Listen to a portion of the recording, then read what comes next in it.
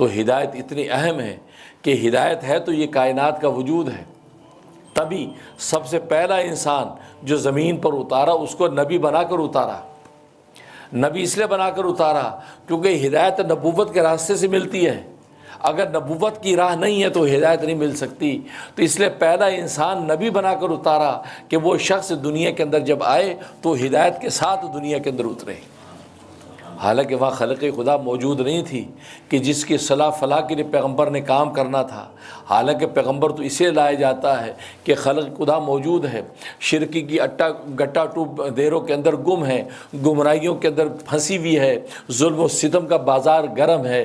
اب وہ پیغمبر آتا ہے اور ان کو راہ ہدایت دکھاتا ہے. یہاں تو خلق خدا ہی نہیں ہے، وہ پہلا فرد ہے جو زمین پر اتر رہا ہے. تو یہاں نبوت دینے کا مطلب کیا ہے؟ نبوت اس لیے دی گئی کیونکہ نبوت ہدایت نبوت کے ساتھ وابستہ ہے، اس لیے کہ ہدایت نبوت کے راستے سے ملتی ہے. اگر پہلا انسان بغیر نبوت کے اترتا تو بغیر ہدایت کے اترتا، اور اللہ تبارک و تعالیٰ کو یہ گوارا نہیں تھا کہ ایک شخص پر چند لمحے بھی ایسے گزرے کہ وہ ہدایت کے بغیر ہو. اس لیے آدم علیہ السلام کو نبی بنا کر اتارا. اور ظاہر ہے کہ میں نے جیسے عرض کیا کہ ہدایت کو نبوت کے ساتھ جوڑا ہے، نبوت کے راستے سے ہدایت پھیلتی ہے.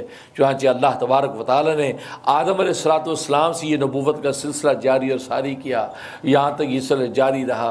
ہر دور کے اندر نبی آتے رہے اور پیغام حق دیتے رہے، یہاں تک کہ سب سے آخر میں محمد مصطفیٰ احمد مجتبیٰ صلی اللہ علیہ وسلم تشریف لاتے ہیں اور ختم نبوت کا تاج پہن کے آتے ہیں، خاتم النبیین بن کے آتے ہیں، آخر الانبیاء بن کے آتے ہیں اور دنیا کو آ کر ہدایت کا پیغام سناتے ہیں.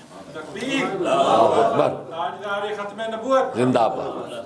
تو حقیقت یہ ہے کہ نبوت کے راستے سے ہدایت پھیلتی ہے اور نبی اپنے اپنے دور کے اندر آ کے یہی پیغام دیتے رہے، قولوا لا الہ الا اللہ تفلحون، یا قوم اعبدوا اللہ ما لکم من الہ غیرہ. اے میری قوم، تم اس ایک اللہ کی عبادت کرو کہ جس کے سوا تمہارا کوئی معبود نہیں ہے. اور یہاں تک سب سے آخر میں محمد مصطفیٰ احمد مجتبیٰ نبی آخر زماں جب تشریف لائے، انہوں نے بھی یہ پیغام دیا، قولوا لا الہ الا اللہ تفلحون. اے لوگو، تم لا الہ الا اللہ کہہ دو تو فلاح پا جاؤ گے، کامیاب ہو جاؤ گے. جس فلاح اور صلاح کے لیے میں آیا ہوں تو لا الہ الا اللہ کا اقرار کر لو، لا الہ الا اللہ کی تصدیق کر لو. جب توحید کے اس پیغام کو تم نے سینے سے لگا لیا تو دنیا اور آخرت کی صلاح و فلاح تمہارے مقدر ہو گئی. تو آپ نے بھی وہی پیغام توحید اور پیغام ایمان دیا.